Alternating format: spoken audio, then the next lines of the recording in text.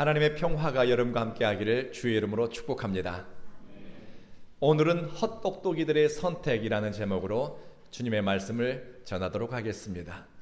우리 옆에 있는 분들과 안녕하세요, 반갑습니다. 또 앞뒤로 인사 나누시겠습니다. 제임스 패크라고 하는 신학자가 병든 양심에는 두 가지가 있다고 말했습니다. 하나는 죄에 대해서 인식하지 못하는 양심이요, 또 하나는 관대함에 대해서 무지한 양심이라고 합니다. 이 두 마음은 하나님으로부터 난 마음이 아닙니다. 하나님에게서 멀어진 마음이라고 할 수 있습니다. 죄에 대해서 아파하지 않는다는 것은 인간의 실존, 죄에 사로잡힌 자기 실존에 대한 인식이 없다는 것입니다. 그리고 사람을 향해서 또는 피조물을 향해 불쌍히 여기는 마음이 없다는 것은 그 마음이 하나님으로부터 멀리 있다는 것입니다. 관대함 혹은 자비함과 긍휼은 하나님의 본성이기 때문입니다. 성경은 양심이 죽고 하나님을 인식하는 감각이 죽은 사람을 가리켜서 어리석은 자라고 부릅니다. 잠언 1장에서 어리석은 자의 선택과 행위에 대해서 이렇게 경고합니다. 어리석은 사람이 제 멋대로 행하는 것은 자기를 죽이는 것이다. 미련한 사람이 자기 만족은 자기를 멸망시키는 것이다. 어리석은 사람은 죄된 본성에서 나오는 생각과 계획을 하나님의 뜻보다 앞세웁니다. 때로는 그들의 선택이, 그들의 계획이 사람 보기에는 똑똑해 보일 수 있습니다. 그럴듯하게 보일 수도 있습니다. 그러나 우리는 믿습니다. 오직 여호와의 뜻만이 온전하게 서게 될 것입니다. 자기 만족과 본능의 충족을 우선순위에 두니 그런 사람들은 거룩함에서 오는 능력과 하나님의 뜻을 이루는 데서 오는 기쁨을 알지 못합니다. 깨닫지 못하는 사람은 멸망하는 짐승과 같다고 잠언에서 말합니다. 어리석은 사람은 자신의 삶이 죽음으로 향하고 있음에도 불구하고 그것을 인식하지 못합니다. 민수기 13장과 14장에서 모세와 아론을 대적한 한 무리의 사람들이 등장합니다. 그들이 조금 전 말씀드린 어리석은 사람들과 같습니다. 그들은 애굽에서 10가지 재앙을 보았고 홍해가 갈라지는 기적을 체험했습니다. 광야에서 만나가 비처럼 내리고 메추라기가 쏟아지는 기적으로 먹고 살면서도 그들은 마음이 비뚤어진 채 내면에 악과 독이 가득했습니다. 그들은 하나님의 인도하심에 관심을 기울이지 않았습니다. 당장 먹는 것, 입는 것, 편하고 불편한 것에만 관심을 두니 입에는 원망과 불평이 끊이지를 않았습니다. 하나님이 모세를 통해서 계속해서 말씀을 주셨습니다. 하나님의 종을 통해서 믿음을 강화하고 거룩한 민족 제사장 나라로 쓰임받는 꿈을 꾸며 앞으로 나아가라고 하는데 어리석은 사람들은 배우려고 하지 않았고 귀를 기울이지 않았습니다. 마음이 겸손한 사람들은 어떤 상황이 되면 이 상황 속에서 하나님의 뜻은 무엇일까? 하나님은 내게 무엇을 원하실까? 라는 생각을 가지고 하나님의 뜻을 묻고 찾습니다. 며칠 전 성경 공부를 하는데 우리 성도님 가운데 한 명이 하나님의 뜻을 분별하는 법에 대해서 질문을 했습니다. 그런 생각을 한다고 하는 것은 그 형제는 일상의 삶에서 하나님의 뜻에 대한 관심이 있고 삶의 중심이 하나님을 향해 있는 태도라고 저는 생각합니다. 마음이 어리석은 사람은 들어도 깨닫지 못합니다. 하나님이 예비하신 축복의 의미를 모르고 복된 소식을 전하는 사람의 가치를 깨닫지 못합니다. 축복 속에서 사명을 깨닫는 사람은 참 지혜로운 사람입니다. 축복 속에서 하나님이 내게 원하시는 그 뜻을 헤아리는 사람은 복이 있는 사람입니다. 어리석은 사람은 복을 받았지만 그 복을 발로 차고 내게 복된 인연으로 오는 사람을 함부로 내치는 경우가 있습니다. 모세와 이스라엘이 약속의 땅 가까이 이르자 모세는 12명의 정탐꾼을 가나안으로 들여보냅니다. 이 12명은 어중이 떠중이가 아니라 12부족 가운데서 가장 용맹하고 날렵하고 지혜롭고 똑똑한 지도자들이었습니다. 12명의 정탐꾼들은 40일 동안이나 가나안 땅이 어떤 땅인지, 어떤 사람이 살고 있는지, 그 땅에 나는 소산물은 무엇인지를 꼼꼼히 조사하고 돌아왔습니다. 그런데 40일 후에 돌아와서 하는 소리가 그 땅 주민은 강하다. 성읍은 크고 덩치가 큰 아낙 사람들이 살고 있다. 우리가 그 사람들 앞에 가게 되면 우리는 메뚜기 같은 존재이다. 우리는 그 사람들과 싸워서 조금의 승산도 없다. 그들은 우리보다 강하다. 은혜의 빵을 먹고 은혜의 물을 마셨음에도 불구하고 그들의 입에서 나오는 소리가 이런 이야기입니다. 민수기에 나오는 말씀입니다. 우리가 애굽으로 돌아가는 것이 낫지 않느냐? 차라리 모세를 자르고 새로운 지도자를 세워서 애굽으로 돌아가자. 사람들을 선동했습니다. 뼛속까지 노예 근성에 박혔고 죄의 인이 박혔습니다. 하나님은 자유자로 내보내시고 하나님 앞에 예배자로 서게 하겠다라고 말씀하시는데 자꾸 종의 멍에를 매겠다고 하는 것입니다. 하나님은 너희들을 거룩한 민족이요 제사장 나라로 세워 주겠다라고 말씀하시는데 그들은 애굽의 종살이를 하겠다는 것입니다. 하나님과 동행하는 삶을 모르니 입에서 나오는 것은 어리석은 말이요 하는 행동마다 은혜의 흔적을 지우는 것들 뿐이었습니다. 미련한 말로 하나님의 뜻과 계획을 부정하고 있습니다. 어리석은 사람은 말로 받은 은혜를 다 까먹습니다.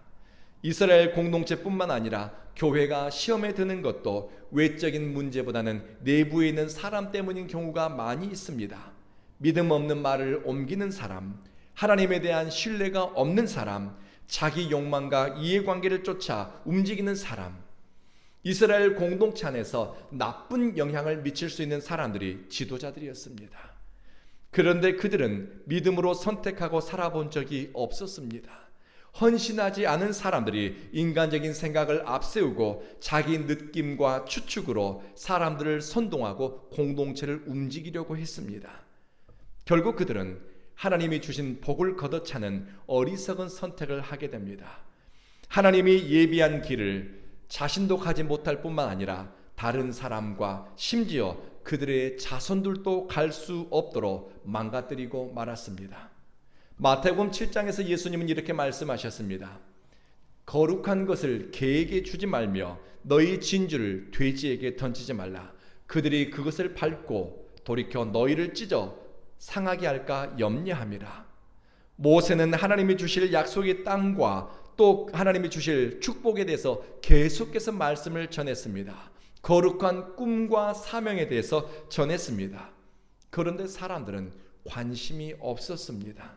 하나님이 주신 소명을 쫓아 사는 것이 귀찮고 거룩한 꿈을 꾸는 것이 그게 나와 무슨 상관이 있는데 라는 생각을 갖게 되었습니다. 여호수아와 갈렙이 옷을 찢으면서 너희는 그렇게 하지 말라고, 제발 그렇게 행동하지 말라고 설득했지만 오히려 사람들은 돌멩이를 집어들고서 여호수아와 갈렙을 내리치려고 했습니다. 모세든 여호수아든 갈렙이든 자기 마음에 들지 않으면 돌멩이를 들고 덤비는 사람들, 여러분, 이 사람들이 누리게 될 복은 어떤 복일까요? 그 사람들이 누리게 될 복이 있을까요? 이렇게 마음이 강팍하고 모진 사람들, 무례하고 악한 행위가 어디에서 나왔을까 성경을 살펴보았더니 그들은 원래부터 그렇게 악한 사람들이었습니다. 마음이 비뚤어지고 악했는데 단지 은혜가 임하는 자리에 들어와 있었을 뿐이었습니다. 출애굽한 지 몇 달 지나지 않았는데 무려 10번이나 하나님의 말씀을 듣지 않고 따르지 않겠다고 저항했다고 하나님은 탄식합니다. 이 짧은 기간에 무려 10번이나 하나님을 탄식하게 만든 사람들이 이스라엘 민족이었습니다. 무엇이 저주일까? 어떤 것이 징계일까 생각해 보았습니다. 은혜를 누리고 있음에도 불구하고 끊임없이 의심하는 사람들, 하나님이 인도해가는 흔적을 보면서 그 입에는 불평과 원망이 끊이지 않는 사람들, 죄를 끊지 못하고 하는 일마다 죄 지을 궁리를 하는 사람들, 이미 그들에게 징계가 임하고 저주가 임한 것이 아닌가 이스라엘 사람들을 보면서 생각해 봅니다. 진짜 못난 인생들입니다. 생각하는 것마다 말하는 것마다 하나님의 뜻에서 멀리 있습니다. 헛똑똑이들은 생각은 많고 말은 많이 하지만 그 마음이 하나님에게서 멀리 있고 우매한 말로 사람을 선동하고 어리석은 말로 하나님의 뜻을 흐리게 만듭니다. 이 사람들이 부모 역할이라도 잘 하는가? 그렇지 않습니다. 부모라면 자식을 위해서 좋은 길을 열어주고 싶지요. 그렇지 않습니까? 사랑하는 사람을 위해서 짐을 져주는 것이 인지상정입니다. 그런데 헛똑똑이 이스라엘 사람들은 그들의 선택이 심판을 불러오고 그들의 언어가 자녀 세대까지 시험을 불러오게 되었습니다. 부모들이 가나안 땅에 대해서 불평하고 하나님의 계획과 섭리에 대해서 불신하자 하나님은 그들이 가나안 땅을 정탐한 40일 하루에 1년씩 계산해서 40년 동안 너희의 자녀들이 광야를 유리방황하게 될 것이라고 말씀하셨습니다. 어리석은 부모가 자식의 인생길에 디딤돌을 놓는 것이 아니라 자녀들을 40년 동안 광야에서 온갖 고생을 하도록 내모은 것입니다. 믿음 없는 부모들 때문에 자녀들의 인생이 피곤해지고 힘들어졌습니다. 마음이 악하고 욕심이 많은 사람들, 속에 쓴뿌리가 가득하고 심령이 변화되지 않은 사람들이 자녀 세대에게까지 징계를 불러온 것입니다. 어떤 부모는 자녀에게 아무것도 물려줄 것이 없어도 믿음의 말을 전해주는 사람을 저는 보았습니다. 하나님이 너를 사랑한단다. 하나님이 너를 선한 길로 이끄신단다. 축복의 말과 믿음의 언어로 자녀의 인생길을 밝혀주고 믿음의 말로 축복하는 부모를 저는 만난 적이 있습니다. 자녀에게 물려줄 것이 동산 부동산만 있겠습니까? 여러분이 경험한 은혜의 흔적들, 여러분이 동행한 임마누엘 하나님 그분에 대한 고백, 신앙 간증을 자녀들에게 전해주어야지요. 믿으십니까? 그 길을 따라서 여러분의 자녀들이 가나안 40년 세월을 보낼 수 있고 여러분이 간 그 믿음의 길을 따라서 여러분의 자녀들이 가나안 땅으로 축복의 땅으로 바로 들어갈 수도 있습니다. 성경은 하나님은 멀리서도 우리의 생각을 아시고 안고 일어섬을 살피신다고 말씀합니다. 여러분 입술의 모든 말과 마음에 품은 생각까지 하나님께서 듣고 살피고 있으니 이것을 아는 사람은 내 마음이 어디로 향하는지, 나는 무엇을 말하는지, 나는 누구와 대화를 나누는지 의식을 가지고 살피게 될 것입니다. 하나님은 오늘 본문 27절에 사람들이 원망하는 말을 하나님이 다 들으셨다고 말씀하고 있습니다. 원망하는 말만 듣겠습니까? 다윗이 골짜기를 다니며 사망의 음침한 골짜기를 다니며 사람들은 듣지 못하지만 하나님께 살려달라 부르짖고 탄식할 때, 신음할 때 하나님은 들으셨고 눈물을 주님이 닦으셨습니다. 믿으십니까? 그래서 우리는 어느 곳을 지나든지 어느 자리에 있든지 주님께 기도하고 부르짖고 또 앞에 나아갈 용기를 내게 되는 것입니다. 하나님은 말씀하셨습니다. 너희는 가만히 있어 하나님의 구원하심을 보라. 하나님은 자꾸 하나님의 구원을 보라고 말씀하시는데 사람들은 이렇게 이야기합니다. 하나님이 우리를 무슨 수로 구원하겠느냐? 하나님이 우리를 광야에서 죽이려고 하느냐? 이렇게 원망하고 말하는 사람이 있습니다.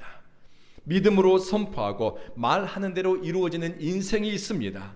반면 입에서 나오는 쓴소리, 미움과 저주, 원망과 불평대로 인생이 가시밭길 되는 사람도 있습니다. 그러니 지혜로운 사람은 하나님 앞에서 말 한마디도 지혜롭게 선택하고 단어 하나도 곰곰이 생각하면서 그들은 사용하게 될 것입니다. 어리석은 사람들이 감정에 동요되거나 어리석은 선동과 분위기에 사로잡히면 그들은 더 어리석은 선택을 하고 끔찍한 결과를 가져오게 됩니다. 하나님이 그들에게 약속의 땅을 주겠다고 계속해서 말씀하실 때는 우리는 그 땅을 차지할 수 없어요. 우리는 메뚜기 같아요. 우리가 무슨 수로 저 가나안 땅을 차지하겠습니까? 우리는 가면 다 죽습니다. 하나님이 우리를 광야에서 죽이려고 내모십니까? 원망하고 불평했습니다. 그런데 하나님이 민수기 14장에서 내가 너희에게 그 땅을 주지 않겠다. 너희를 40년 동안 광야에서 유리방황하게 하겠다 라고 말씀하자 뜻밖의 일이 벌어졌습니다. 무슨 마음의 변화가 생겼는지 하나님이 그 땅을 주지 않겠다고 말씀하시는데 새벽 대바람부터 사람들이 칼과 창을 들고서 가나안 땅을 치겠다고 다 모이는 거예요. 웅성웅성 모여가지고 어서 저 땅을 찾으러 가자고 사람들이 모여드는 겁니다. 그런데요, 가나안 땅을 차지하겠다고 몰려든 이 사람들은 하나님의 말씀에는 관심이 없습니다. 하나님의 뜻을 묻는 사람도 없습니다. 분위기에 휩싸여 가나안을 치겠다고 나섰을 뿐입니다. 모세도 깜짝 놀란 것 같습니다. 모세가 말합니다. 여러분 그러지 마세요. 하나님은 지금 이 땅을 주지 않습니다. 40년 유리방황한 후에 당신들이 광야에서 죽은 다음에 당신들의 자손이 차지할 겁니다. 말리는데 사람들은 무슨 소리냐고, 우리는 지금 저 땅을 당장 차지해야 되겠다고 아우성입니다. 그러자 모세가 이렇게 들려줍니다. 너희가 어찌하여 여호와의 명령을 범하느냐? 이 일이 형통하지 못할 것이다. 가지 말아라. 그런데도 막무가내였습니다. 그러자 모세가 이렇게 이야기하지요. 이 사람들아, 하나님이 당신들 가운데 함께 계시지를 않아. 하나님이 당신들 가운데 없어. 그런데 어디를 가려고 하냐고. 어리석은 헛똑똑이들은 결국 전쟁을 일으켰습니다. 그들은 겉으로 보기에는 약속의 땅을 차지하기 위해 전쟁을 일으킨 것처럼 보이지만 그것은 불순종이었습니다. 하나님 없이 일으킨 그 전쟁의 결과는 끔찍했습니다. 모세는 그들 안에 하나님이 없다는 것을 알았습니다. 하나님 없는 열심, 하나님 사랑이 없는 맹목적인 헌신, 거룩한 소명이 없이 무리지어 무언가를 해보려고 했지만 그 결과는 끔찍합니다. 하나님이 없는 전쟁에서, 아니 하나님이 함께 가지 않는 전쟁에서 그들은 패하고 목숨을 잃고 큰 상처를 남긴 채 후퇴하게 됩니다. 하나님의 말씀에 귀 기울이지 않는 헛똑똑이들, 믿음으로 살아본 흔적이 없으면서 믿음이 있는 척 나섰지만 그들은 결국 열매가 그들이 누구인가를 드러내게 됩니다. 공동체를 시험에 들고 사람들을 낙심시켰을 뿐입니다. 예수님은 나무를 보아서 그 나무가 어떤 나무인지 안다고 하셨습니다. 교회 안에 있으면서도 교회에 대해 말하고 신앙에 대해 말하지만 하나님 없이 사는 사람들이 허다합니다. 나는 어떠한가? 우리는 수시로 깨어서 나를 성찰하고 돌아보아야 합니다. 지혜로운 사람은 성경에 나타난 하나님의 사람이 어떤 선택을 했는가? 그들을 보면서 믿음 연습을 합니다. 하나님께서 불신앙의 사람들을 향해서 너희가 언제까지 나를 믿지 않겠느냐? 너희들에게 전염병을 보내서 너희들을 치겠다 말씀하자 모세는 이렇게 선택합니다. 하나님 앞에 바짝 엎드립니다. 저 불신앙의 사람들이 다 벌받아 죽었으면 좋겠다 내버려 두는 것이 아니라 하나님의 징계의 말씀이 임하자 모세는 살려달라고 하나님 앞에 엎드렸습니다. 그리고 하나님의 자비와 긍휼이 임하기를 간곡하게 구했습니다. 제임스 패커 신학자가 얘기했지요. 죽은 양심을 가진 사람은 죄에 대해서 깨닫지 못합니다. 그리고 하나님의 자비와 관대함에 대해서 그들은 인식하지 못합니다. 죽은 양심을 가지고 있는 사람들, 그들을 위해서도 모세는 선택하면서 엎드렸고 자비와 긍휼을 구하고 그들의 죄를 마치 내 부끄러움, 내 죄인 것처럼 끌어안고 하나님 앞에 기도를 드렸습니다. 믿음의 사람은 이렇게 선택하는 것입니다. 참 행복한 사람, 하나님과 동행한 사람은 이렇게 선택하면서 믿음의 길을 가는 것입니다. 헛똑똑한 사람들은 죄를 깨닫지 못하고 죄의 충동질 당해서 선택합니다. 어리석은 사람들은 자비와 긍휼의 마음이 없이 기회만 되면은 돌멩이를 들고서 모세와 여호수아, 갈렙과 같은 믿음의 사람들을 내치겠다고 덤벼들었습니다. 그러나 하나님의 임재 체험을 할수록 모세는 자비와 긍휼, 사랑을 쫓아서 선택했습니다. 남의 허물과 죄를 내 죄처럼 여기고 하나님 앞에 엎드렸지요. 모세의 선택과 태도가 사람 보기에는 어리석어 보이지만 그것이 하나님 앞에서 사는 길이고 공동체를 복되게 하는 길이고 참 행복자로 사는 비결이었습니다. 말씀을 마치겠습니다. 사람이 복을 받아도 믿음의 복을 받고 소망의 복을 받고 사랑의 복을 받아야 합니다. 사람의 행복이 어디에 있을까요? 성경에서 발견하는 행복자들의 모습은 이것입니다. 고난 속에서도 내게 임하는 하나님의 사랑을 인식할 수 있는 것이 행복입니다. 보이는 것이 하나도 없어도 믿음으로 전진할 용기를 내는 사람이 결국 행복을 누리게 됩니다. 되어지는 상황과 상관없이 하나님에 대한 신뢰가 끊임없이 이 속에 찾아오고 어떤 처지에서도 마음이 강팍해지지 않고 누군가를 사랑하기 위해서 선택하고 또 소망을 마음에 품고서 바라고 기대하고 나아갈 수 있는 사람, 이 사람이 참으로 행복한 사람입니다. 이 행복자의 길이 온 교회 예배자로 주님 앞에 모인 여러분들 가운데 임하기를 주의 이름으로 축복합니다. 아멘. 기도하시겠습니다.